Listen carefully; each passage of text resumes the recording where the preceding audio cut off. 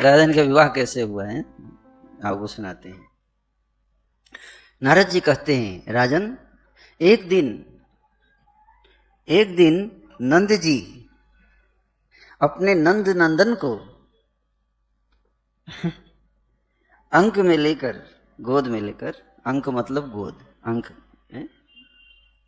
गोद में लेकर लाड़ लड़ाते हैं। कितने होंगे? छोटे ही होंगे ना। लाड़ गोद में उठाकर लाड़ प्यार कर रहे हैं, ला ला ला ला ला है? और गौएं चराते हुए, मतलब नंद बाबा गाय चराने जाते थे तो लाला को भी लेके गोद में जाते थे। नहीं ग्वाले अपने छोटे बच्चे को लेके जाते हैं गाय चराते हुए, वैसे नंद बाबा लाला को लेके जाते थे हैं? और कृष्ण जो है जाते थे, भांडेर वन में पहुंच गए। और कृष्ण बहुत इंक्विजिटिव थे। क्या इंक्विजिटिव? बहुत जिज्ञासा होती थी। बाबा ये कौन सा पेड़ है बाबा? बाबा ये कौन सा जानवर है बाबा? ऐसे पूछते रहते थे। आनंद बाबा बताते थे, ये बट वृक्ष है बाबा, ये बट वृक्ष है, ये जामुन है लाला। अच्छा बट वृक्ष, जामुन, जैसे पता ही नहीं है। भगवान की लीलाएं भी अजीब है।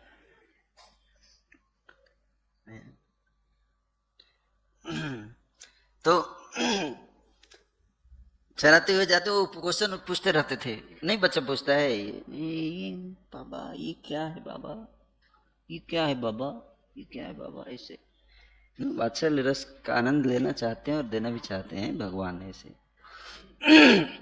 तो इस प्रकार से लाड़ लड़ाते, गौएं चराते, खिरक के पास से बहुत दूर निकल गए। खिरक मतलब गौशाला, गौशाला से बहुत दूर निकल गए हैं। धीरे धीरे चलते चलते भांडीर वन में जा पहुंचे, जो कालिंदी नीर का स्पर्श करके, कालिंदी नीर का स्पर्श करके बहने वाली तीरवर्ती शीतल समीर के झोंके से कंपित हो रहा था। कालिंदी जमुना जी के तट से होते वायु बह रही है, वायु इतनी शीतल हो गई, शीतल देर समय बह रही है, इतना सुंदर, और भांडीर वन के वृक्ष कंपित हो रहे हैं उस वायु के प्रभाव से। और थोड़ी ही देर में श्री कृष्ण की इच्छा से, श्री कृष्ण गोद में हैं और उनकी इच्छा से क्या हो रहा है? उनकी इच्छा से वायु का वेग अत्यंत प्रखर हो उठा, मतलब तूफान आ गया। क्या आ गया? तूफान आ गया। किसकी इच्छा से? कृष्ण की इच्छा से। आकाश मेघों की घटा से आच्छादित हो गया। तमाल और कदम वृक्षों के पल्लव टूट टूट कर गिरने, उड़ने और अत्यंत भय का उत्पादन करने लगे। इतना तेज आंधी तूफान, बिजली चमक रही है, बादल आ गए, ऐसा हो गया तुरंत, ऐसा मौसम चेंज। नंद नंदन, उस समय महान अंधकार छा गया और नंद नंदन रोने लगे, डर गए। क्या? बाबा, बाबा, ऐसे रोने लगे ना। मैं भयभीत हो गया, इतना तेज तूफान आ गया है? वे पिता की गोद में बहुत भयभीत दिखाई देने लगे। उन्हीं की इच्छा से हो रहा है सब, पहले बता दिया है? पहले इसलिए नारद जी ने बता दिया, उन्हीं की इच्छा से हो रहा है, वही रो रहे हैं। ये देखो, नंद को भी भय हो गया। वे शिशु को गोद में लिए परमेश्वर श्री हरि की शरण में गए। हे प्रभु, हे श्री हरि, हे प्रभु श्री कृष्ण, रक्षा करें मेरे श्री कृष्ण की।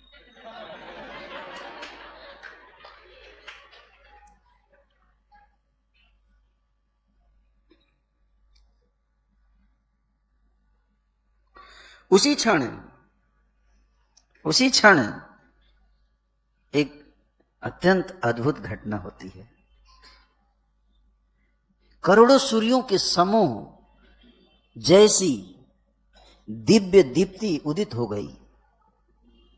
करोड़ों सूर्यों के समान एक ज्योति, दीप्ति प्रकट हो गई वहां पर नंद महाराज के सामने, जो संपूर्ण दिशाओं में व्याप्त हो गई थी। वह क्रमशः वो ज्योति, दिव्य ज्योति, बहुत प्रकाश आ रहा था, जैसे करोड़ों सूर्य एक साथ एक जगह इकट्ठे हो गए हों, इतना प्रकाश। और वो ज्योति नंद महाराज की तरफ आने लगी, चल रही थी वो ज्योति। वह क्रमशः निकट आती सी जान पड़ी। उस दीप्ति राशि के भीतर 9 नंदों के राजा ने, नंदराज बोलते थे इनको, नंदराज। ब्रज में कई सारे नंद हैं, 9 नंद हैं। कितने? 9 नंद हैं। और उन सबके जो हेड हैं, चेयरमैन, वो हैं नंद महाराज। इसलिए यहां बता रहे 9 नंदों के राजा, मतलब नंद महाराज ने क्या देखा? उस ज्योति के अंदर क्या देखा? वृषभानु नंदिनी श्री राधा को देखा।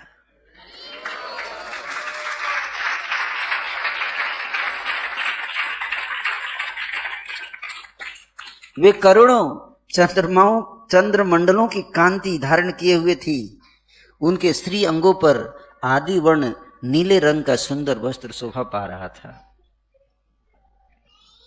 चरण प्रांत में मंजीरों की ध्वनि, धीर ध्वनि से युक्त नुपुरों का अत्यंत मधुर शब्द हो रहा था।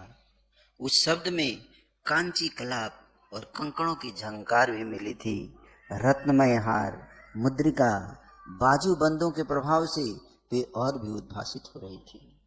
मुद्रिका मतलब अंगूठी, गले में हार था, कंगन पहने हुए थे, कंगन, बाजूबंद, और बाजूबंद यहाँ पहना जाता है ना, यहाँ पे। और नाक में मोती की बुलाक, मोती, और नकबेसर, नकबेसर की अपूर्व शोभा हो रही थी।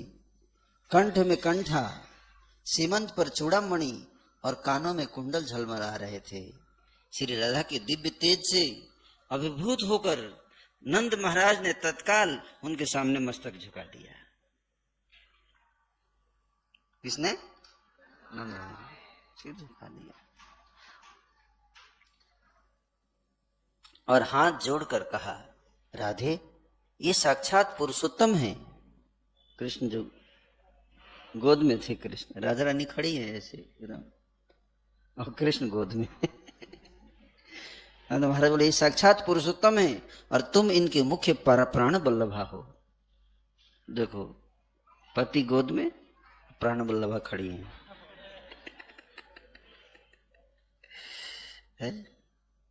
यह गुप्त रहस्य मैं गर्ग जी के मुख से सुनकर जानता हूं। गर्ग जी ने उनको ही बता रखा है, नंद महाराज को भी सारा सीक्रेट। राधे, अपने प्राण नाथ को मेरे अंक से ले लो, मेरी गोद से अपने गोद में ले लो।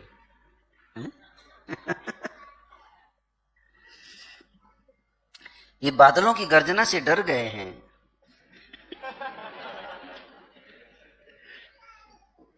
इन्होंने लीलावश यहां प्रकृति के गुणों को स्वीकार किया है,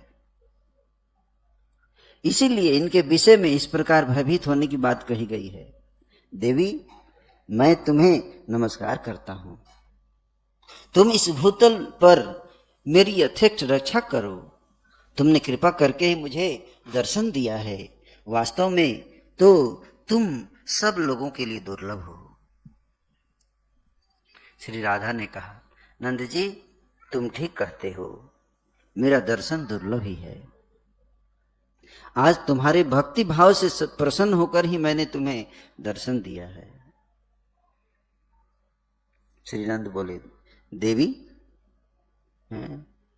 यदि वास्तव में तुम मुझ पर प्रसन्न हो तो तुम दोनों प्रिया प्रीतम के चरणारविंदों में मेरी सुदृढ़ भक्ति बने रहे। तो कौन सा सीम बोल रहा है पता नहीं है, एक तो गोलोक से आया है धाम से, वो सीम नहीं है। ये धरती वाला व्यक्ति जो नंद के शरीर में, वो बोल रहे हैं, तुम्हारे चरणों में चरणारविंद मेरी सुदृढ़ भक्ति बनी रहे, साथ ही तुम्हारी भक्ति से भरपूर साधु संतों का संग मुझे सदा मिलता रहे। ये मुझे वरदान दो। प्रत्येक युग में उन संत महात्माओं के चरणों में मेरा प्रेम बना रहे, इसका वरदान दो।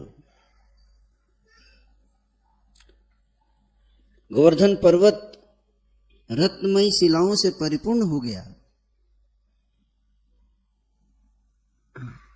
नहीं, मेरा प्रेम बना रहे। श्री नारद जी कहते हैं, राजन, तब तथास्तु कहकर श्री राधा ने नंद जी की गोद से अपने प्राणनाथ को दोनों हाथों में ले लिया।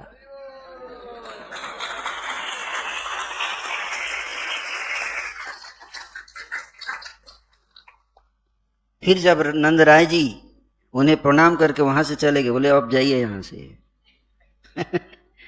राधा रानी ने ले लिया, बोले आप यहां से जाइए, अब हम लोग अपना लीला करेंगे। क्योंकि अभी जो लीला होने वाली है उसमें आपकी जरूरत नहीं है, रोल नहीं है। जब नंद राय वहां से चले गए तब श्री राधिका जी भांडीर वन में गईं कृष्ण को लेकर गोद में। पहले गोलोक धाम से जो पृथ्वी देवी इस भूतल पर उतरी थी, वे उस समय अपना दिव्य रूप धारण करके प्रकट हुई। गोलोक से धरती पे आई पृथ्वी देवी, गोलोक की पृथ्वी यहां से धरती पर आई थी। उन्होंने गोलोक वाला रूप प्रकट कर दिया वहां। उस उक्त धाम में जिस तरह पद्म राग मणि से जटित सुवर्णमयी भूमि शोभा पाती है, वहां की जो भूमि है क्या है? पद्म राग मणि से बनी हुई है? सोने की जमीन है, सोने की जमीन, स्वर्णमयी है। योगी जी कितना भी डेवलप कर ले ब्रज को, ऐसा तो नहीं कर पाएंगे, प्रयास तो कर रहे हैं। उसी तरह इस भूतल पर भी ब्रजमंडल में उस दिव्य भूमि का तत्क्षण उसने संपूर्ण रूप से आविर्भाव हो गया। वृंदावन काम पूरक दिव्य वृक्षों के साथ अपना दिव्य रूप धारण करके शोभा पाने लगा। कलिंद नदिनी यमुना भी तट पर स्वर्ण निर्मित प्रसादों तथा सुंदर रत्नमय सोपानों से संपन्न हो गई। और जमुना के तट पे बहुत बड़े बड़े पैलेस वहां पे प्रकट हो गए, बड़े बड़े पैलेस महल है ना, जमुना के किनारे तट पर। और कौस्तुभ मणि से विभूषित हो, परमात्मा श्री कृष्ण कौस्तुभ मणि से विभूषित हो, हाथ में बंसी धारण किए। नहीं,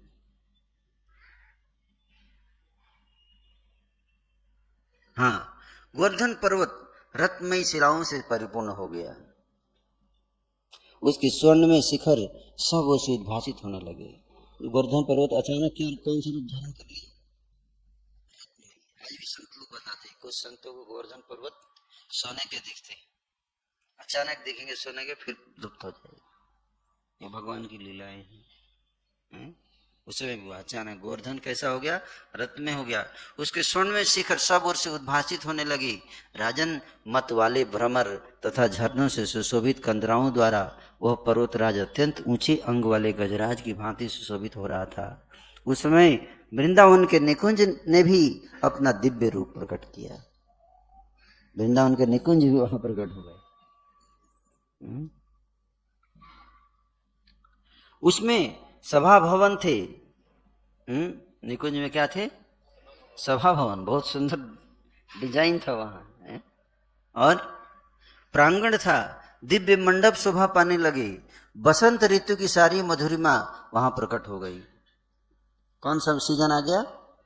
बसंत ऋतु। तुरंत, अभी तो आंधी तूफान आ रहा था, अचानक बसंत आ गया। और मधुप, मयूर, कपोत, कोकिल, कलरव सुनाई देने लगे। निकुंजवर्ती दिव्य मंडपों के शिखर स्वर्ण रत्न आदि से खचित कलश से अलंकृत हो गए। सब और फहराते ही पताकाएं उनकी शोभा बढ़ाने लगी। हम लोग तो डेकोरेशन किए हैं आज यहाँ, है कि नहीं? अपने आप हो गया सारा डेकोरेशन। कौन किया होगा? भक्त लोग ही किया होगा, और कौन करेगा? भक्त लोग जो डेकोरेशन किया हो तो भाग गया यहाँ से, लेकिन डेकोरेशन है। सब और फहराती पताकाएं उनकी शोभा बढ़ा रही थी। वहां एक सुंदर सरोवर प्रकट हुआ। सरोवर जहां स्वर्ण में सुंदर सरोज खिले हुए थे। तारसो हे कनक कमल,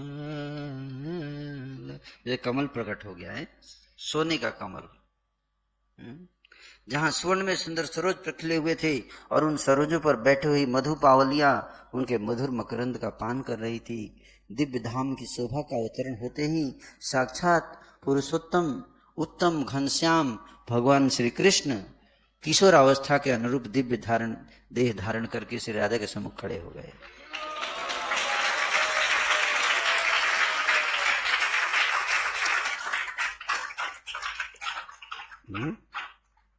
वो भी उसी अवस्था को, इस अवस्था में राधा रानी थी किशोर अवस्था, किशोर किशोरी, क्या किशोर और किशोरी, किशोरी है तो अब किशोर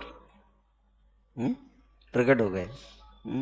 उनके श्री अंगों पर पीतांबर शोभा पा रहा था, कौस्तुभ मणि विभूषित हो थे, हाथ में बंसी धारण किए नंद नंदन कामदेवों को मोहित करने लगे। उन्होंने हंसते हुए प्रियतमा का हाथ अपने हाथों में थाम लिया और उनके साथ विवाह मंडप में प्रविष्ट हो गए। बैंक्वेट हॉल,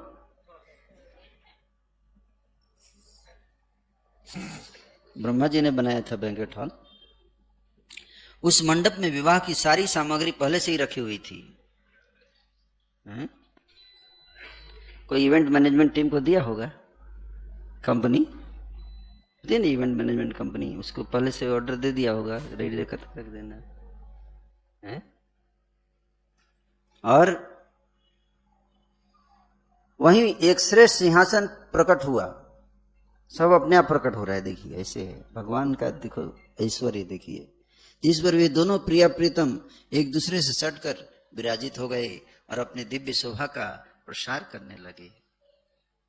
वे दोनों एक दूसरे से मीठी मीठी बातें करते हुए मेघ और विद्युत की भांति अपनी प्रभा से उदित हो रहे थे। उसी समय देवताओं में श्रेष्ठ विधाता भगवान ब्रह्मा आकाश से उतरकर परमात्मा श्री कृष्ण के सामने आ गए और उन दोनों के चरणों में प्रणाम करके हाथ जोड़े कमनीय वाणी द्वारा चारों मुखों से मनोहर स्तुति करने लगे। ब्रह्मा जी आकर स्तुति करने लगे। ब्रह्मा जी बोले, प्रभु आप सबके आदि कारण हैं, किंतु आपका कोई आदि अंत नहीं है। आप समस्त पुरुषोत्तम में उत्तम हैं, अपने भक्तों पर सदा वात्सल्य भाव रखने वाले और श्री कृष्ण नाम से विख्यात हैं। ताकि कोई डाउट ना करे कोई और भगवान होंगे, मुझे लगता है इसने नाम भी क्लियर किया है। अगणित ब्रह्मांडों के पालक पति हैं, ऐसे आप परात्पर प्रभु राधा बल्लभ, राधा प्राण बल्लभ श्री कृष्ण चंद्र की मैं शरण लेता हूं।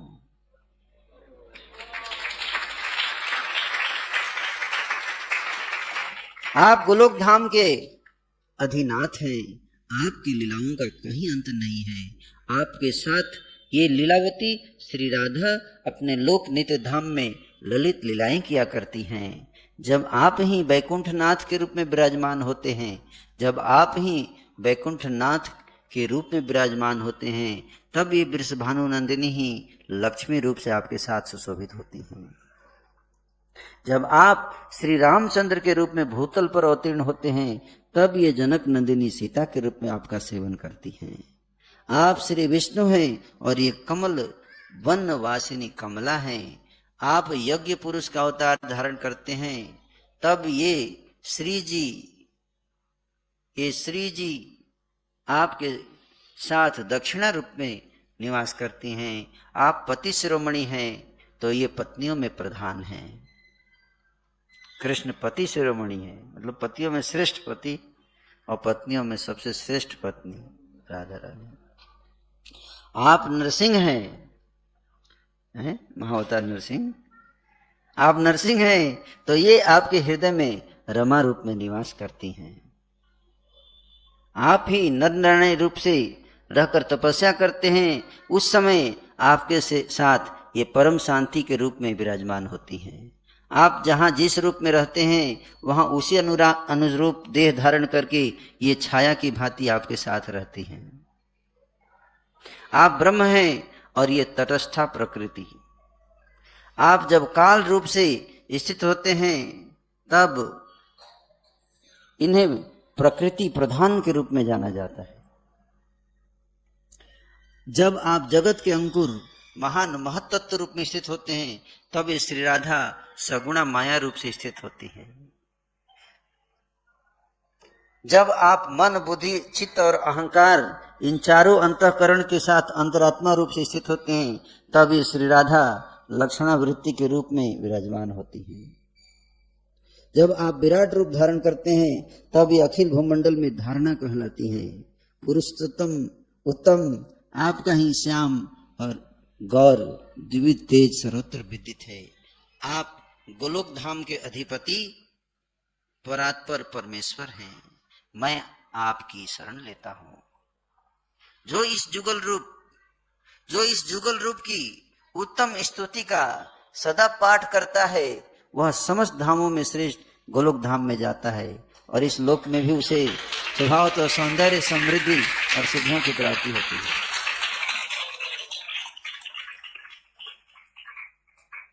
तो आप सब गोलोक जाएंगे इसको सुनने के कारण। और इस जब तक इस संसार में रहेंगे तब तक आपको सौंदर्य समृद्धि और सिद्धि प्राप्त होगी, ये भी बताएंगे। इसलिए आपको सुना रहा हूँ लीला, आपके फायदे के लिए। दोनों हाथ में लड्डू है, मरने से पहले भी और मरने के बाद भी है। ये फायदा है इसको सुनने का। यद्यपि आप दोनों नित्य दंपति हैं। क्या है?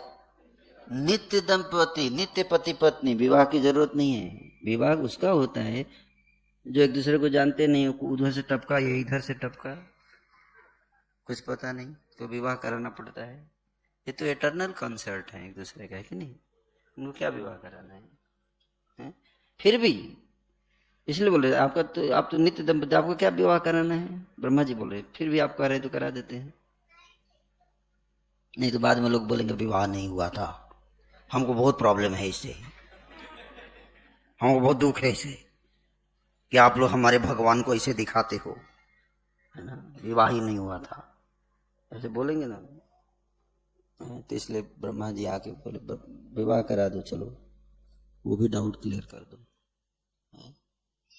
यद्यपि आप दोनों नित्य दंपति हैं और परस्पर प्रीति से परिपूर्ण रहते हैं, परात्पर होते हुए भी एक दूसरे का अनुरूप रूप धारण करके लीला विलास करते हैं, तथापि मैं, ध्यान से सुनिएगा, तथापि मैं लोक व्यवहार की सिद्धि या लोक संग्रह के लिए आप दोनों का वैवाहिक विधि संपन्न कराऊंगा।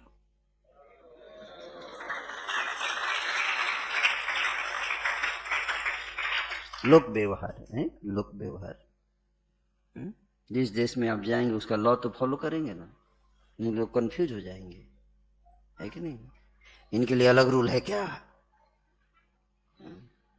ऐसे बोलेंगे। इसलिए आपका भी विवाह कराएंगे हम, ताकि कोई बाद में ऑब्जेक्शन ना उठाए। श्री नारद जी कहते हैं, राजन, इस प्रकार स्तुति करके ब्रह्मा जी ने उठकर कुंड में अग्नि प्रज्वलित की और अग्निदेव के सम्मुख बैठे हुए उन दोनों प्रिय प्रीतम के वैदिक विधान से पाणी ग्रहण संस्कार की विधि पूरी की। यह सब करके ब्रह्मा जी ने खड़े होकर श्रीहरि और राधिका जी से अग्निदेव की 7 परिक्रमा कराई। बोले दोनों परिक्रमा कीजिए, 7 फेरे।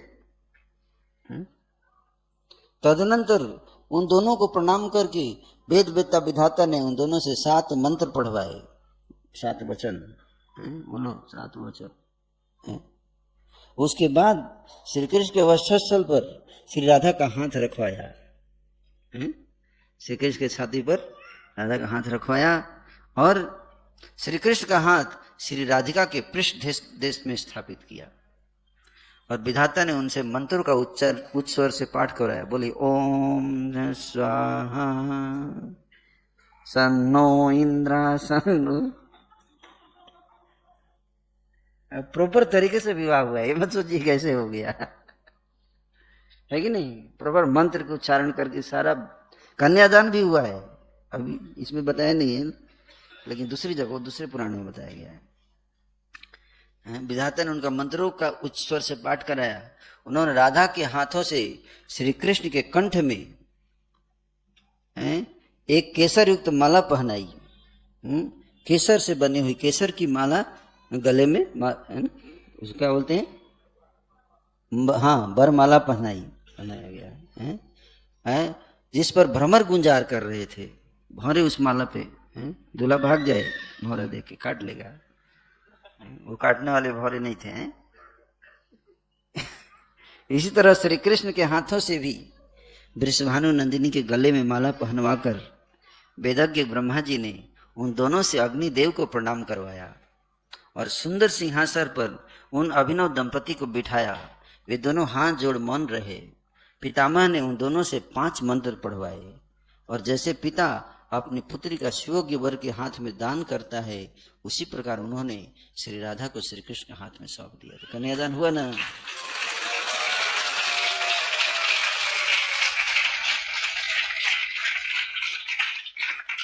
तो ब्रह्मा जी ने क्या दिया? कन्यादान। तो सारा रस्म पूरा हुआ है। समझ बोलिए कि नहीं विवाह नहीं हुआ था, विवाह नहीं हुआ था, हमको बहुत दुख है इस बात का। अरे भाई इतना मत दुख करो, ऑलरेडी इतना दुख है तुम्हारे जीवन में, क्यों बढ़ा रहे हो यार? राजन, उस समय देवताओं ने फूल बरसाए और विद्याधरियों के साथ देवांगनाओं ने नृत्य किया। नाच गाना भी होता है ना विवाह में, वो बैंड बाबा बजता है ना, टोटो टोटो टोटो, आज मेरे यार की शादी है, सब हुआ है। देखो देवता लोग आ गए, देवांगनाएं आ गई हैं डांस करने के लिए, गंधर्व लोग गा रहे हैं, सॉन्ग गा रहे हैं ना, कीर्तन चल रहा है एकदम भगवान के, हैं। विद्याधर आ गए, चारण आ गए, किन्नर आ गए, मधुर स्वर से श्री कृष्ण के लिए सुमंगल गान कर रहे हैं। मृदंग, बीणा, मुरचंग, वेणु, शंख, नगाड़े, दुंदुबी, करताल आदि बाजे अपने आप बजने लगे। आकाश में खड़े हुए श्रेष्ठ देवताओं ने मंगल शब्द के उच्चारण करते हुए बारंबार जय जयकार किया। उस अवसर पर श्री हरि ने विधाता से कहा, ब्राह्मण, आप अपनी इच्छा के अनुसार दक्षिणा बताइए। अब पंडित जी को दक्षिणा नहीं देंगे आप?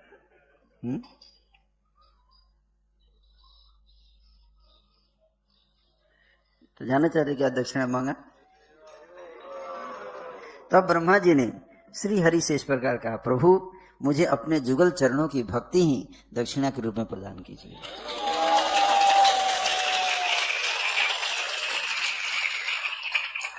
श्री हरि ने तथास्तु कहकर उन्हें अभिष्ट वरदान दे दिया। तब ब्रह्मा जी ने श्री राधिका के मंगल में जुगल चरणार बिंदु को, राधा रानी के दोनों चरण कमलों को दोनों हाथों और मस्तक से बारंबार प्रणाम करके अपने धाम को प्रस्थान किया।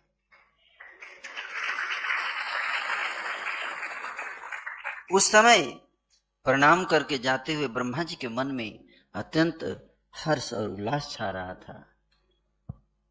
तदनंतर निकुंज भवन में प्रियतमा द्वारा अर्पित दिव्य मनोरम चतुर्विध अन्न परमात्मा श्री हरि ने हंसते हंसते ग्रहण किया। राधा रानी उनको खिलाया, भोजन खिलाया। अब विवाह हो गया तो खाना तो होगा ना, खाना पीना सब। खाना पीना के बिना विवाह कंप्लीट नहीं होता है। तो खाना, राधा रानी ने खाना खिलाया कृष्ण को, और उसके बाद उस समय 4 प्रकार का अन्न है, चतुर्विधम श्री भगवत प्रसाद गाते हैं रोज। इसके बाद श्री हरि अपने हाथ से प्रिया का हाथ पकड़कर कुंज की ओर चले। वे दोनों मधुर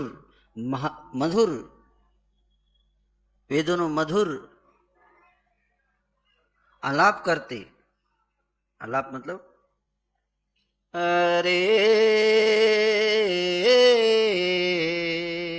ऐसे है ना, आलाप ऐसे बोलते हैं, गा रहे हैं ना।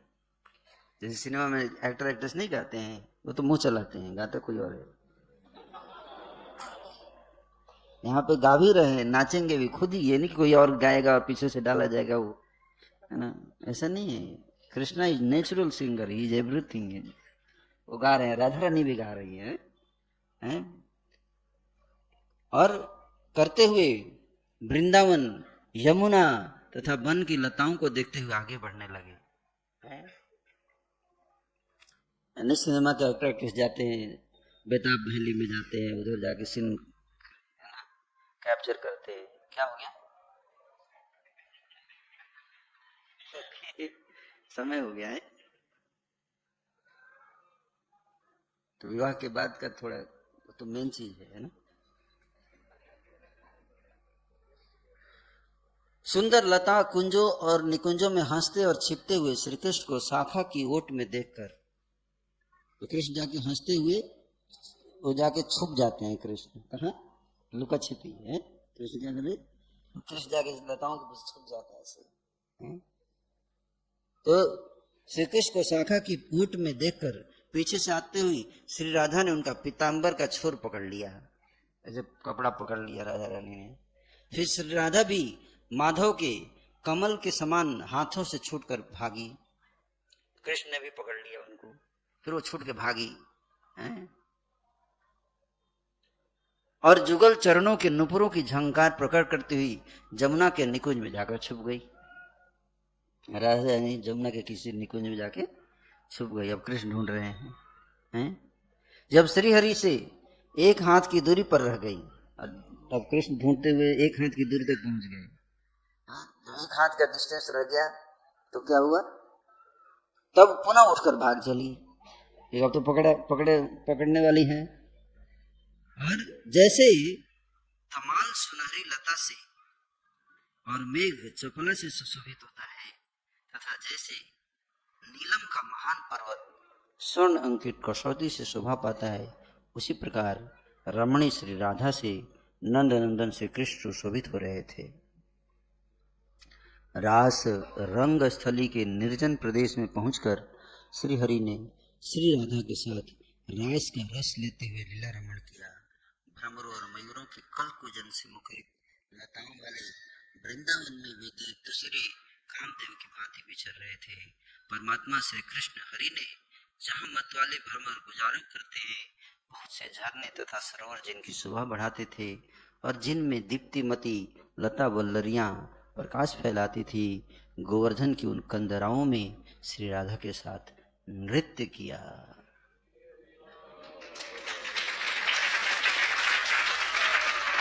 तत्पश्चात श्री कृष्ण ने जमुना में प्रवेश करके वृषभानु नंदिनी के साथ विहार किया। जल में स्नान, जल क्रीड़ा जिसको बोलते हैं, नहीं पानी फेंकना एक दूसरे को पैसे से। वे जमुना जल में खिले हुए लक्ष्य दल कमल को राधा के हाथ से छीन कर भाग चले। राधा ने कमल ऐसे तोड़ लिया, जमुना में उनसे छीन के भागे। तब श्री राधा ने भी हंसते हंसते उनका पीछा किया और उनका पीताम्बर, बंसी तथा बेत की छड़ी अपने अधिकार में छीन लिया। तीनों चीज छीन लिया। श्री हरि कहने लगे, मेरी बांसुरी दे दो, मेरी बांसुरी दे दो। तब राधा ने उत्तर दिया, मेरा कमल लौटा दो। तब देवेश्वर श्री कृष्ण ने उन्हें कमल दे दिया। फिर राधा ने भी पीताम्बर, बंसी और बेत श्री हरि के हाथ में लौटा दिए। इसके बाद फिर यमुना के किनारे उनकी मनोहर लीलाएं होने लगी। तदनंतर भांडीर वन में जाकर ब्रजगोप रत्न श्री नंद नंदन ने अपने हाथों से प्रिया का मनोहर श्रृंगार किया।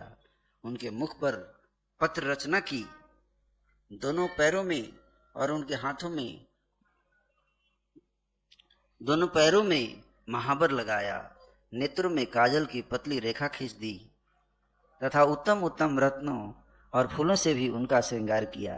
इसके बाद जब श्री राधा भी श्री हरि को श्रृंगार धारण कराने के लिए उद्यत हुई, उसी समय श्री कृष्ण अपने किशोर रूप को त्याग कर छोटे से बालक बन गए। तो कृष्ण ने तो राधा रानी का श्रृंगार किया और राधा रानी सोचे मैं भी करती हूँ, तो बालक छोटे बालक बन गए।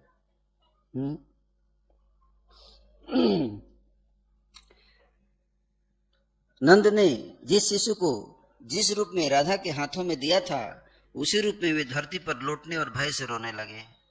अब धरती पे लौट रहे हैं, बाबा बाबा किधर है बाबा।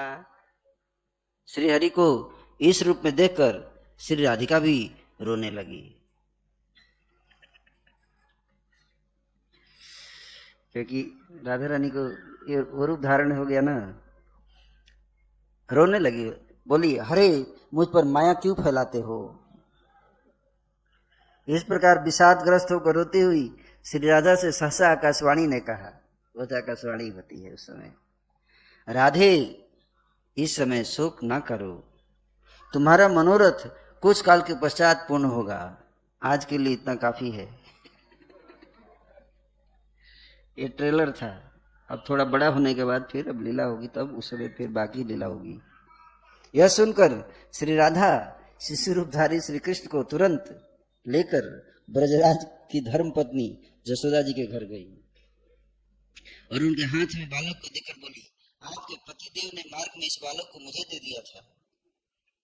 उस समय नंद गृहिणी ने श्री राधा से कहा, वृषभानु नंदिनी राधे तुम धन्य हो, क्योंकि तुमने इस समय जबकि आकाश में मेघों की छटा से आच्छन्न है, वन के भीतर भयभूत हुए मेरे नन्हे से लाला की पूर्णतया रक्षा की है। यूं कहकर नंदरानी ने श्री राधा का भली भांति सत्कार किया और उनके सद्गुणों की प्रशंसा की। इससे वृषभानु नंदिनी श्री राधा को बड़ी प्रसन्नता हुई। वे यशोदा की आज्ञा ले धीरे धीरे अपने घर चली गई। राजन, इस प्रकार श्री राधा के विवाह की परम मंगलमयी गुप्त कथा है। ये क्या है, इसलिए आप लोग गुप्त चीज बताया, बाकी लोगों को नहीं पता, इसलिए बोलते हैं विवाह नहीं हुआ। गुप्त कथा का यहाँ वर्णन किया गया। जो लोग इसे सुनते हैं, जो लोग इसे पढ़ते हैं अथवा सुनाते हैं, उन्हें कभी पापों का स्पर्श नहीं प्राप्त होता।